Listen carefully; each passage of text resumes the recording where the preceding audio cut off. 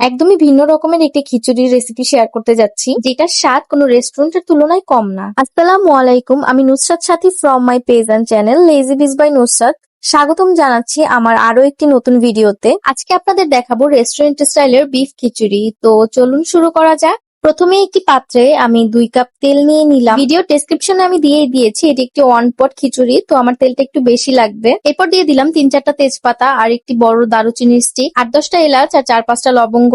এরপর দিয়ে দিচ্ছি 1.5 কাপ পেঁয়াজ কুচি। পেঁয়াজটা একটু বাদামি হয়ে গেলে এরপর এর মধ্যে দিয়ে দিব ধুয়ে রাখা মাংস। আমি এখানে গরুর মাংস নিয়েছি, আপনারা চাইলে এখানে খাসির মাংস নিতে পারেন। আর মাংসটা তেহেরি কাটের চেয়ে একটু বড় সাইজের হবে। পেঁয়াজের মধ্যে মাংসটা দিয়ে কিছুক্ষণ ভেজে নিব। মাংসের কালারটা যখন চেঞ্জ হবে তখন এর মধ্যে দিয়ে দিচ্ছি 1/2 কাপ আদা রসুন পেস্ট। আদা রসুন পেস্টটা ভালোভাবে মিক্স করে এর মধ্যে দিয়ে দিচ্ছি 3 চা চামচ হলুদের গুঁড়া, 3 চা চামচ মরিচের গুঁড়া, 2 চা চামচ ধনে জিরার গুঁড়া, আরো দিচ্ছি স্বাদ মতন লবণ। এবার সকল মশলা মাংসের সাথে ভালোভাবে মিক্স করে কষাতে হবে।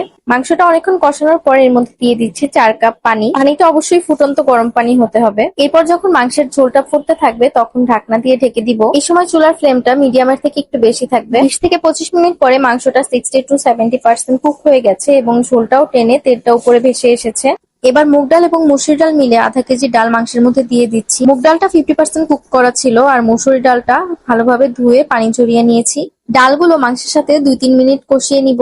এরপর এর মধ্যে দিয়ে দিচ্ছি 2টা বড় সাইজের রসুনের কোয়া। রসুনের কোয়াগুলো খোসা সহই দিচ্ছি, না হলে এটা গলে যাবে। 1 কেজি চিনি গুঁড়া চাল ভালোভাবে ধুয়ে পানি ঝরিয়ে এর মধ্যে দিয়ে দিচ্ছি। এবার চালগুলোকে মাংসের মশলার সাথে ভালোভাবে কষিয়ে নিব। 2-3 মিনিট ভালোভাবে কষানোর পরে এর মধ্যে দিয়ে দিচ্ছি পরিমাণ মতন ফুটন্ত গরম পানি। এই সময় চুলার আঁচটা একদম হাই ফ্লেমে থাকবে। আমরা এর আগে মাংস রান্না করার সময় মাংসের পরিমাণে লবণ দিয়েছি, এখন চালের আর ডালের জন্য লবণ দিতে হবে। লবণটা এমন পরিমাণে দিতে হবে যাতে ঝোলের মধ্যে একটু কড়া লাগে। এরপরে ঝোলটা যখন টেনে আসবে তখন পরিমাণটা ঠিক হয়ে যাবে। ঝোলটা যখন ডাল এবং চালের গায়ে মাখা মাখা হয়ে যাবে তখন চুলার ফ্লেমটা কমিয়ে ঢাকনা দিয়ে দিতে হবে। মাঝখানে একবার ঢাকনা উঠিয়ে আলতো হাতে নেড়ে দিয়েছিলাম। এরপরের মধ্যে দিয়ে দিচ্ছি 2 টেবিল চামচ ঘি।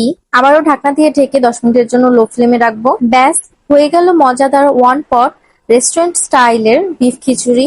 আপনারা একবার হলেও আমার রেসিপিটি ফলো করে এটা ট্রাই করে দেখবেন। গতানুগতিক খিচুড়ির রেসিপির থেকে এটা একটু ডিফারেন্ট টেস্ট। আশা করি আপনাদের এবং আপনাদের পরিবারের সকলের এটি ভালো লাগবে। ভালো লাগলে আমার চ্যানেল এবং পেজের সাথেই থাকবেন। আজ এতটুকুই। আল্লাহ হাফেজ।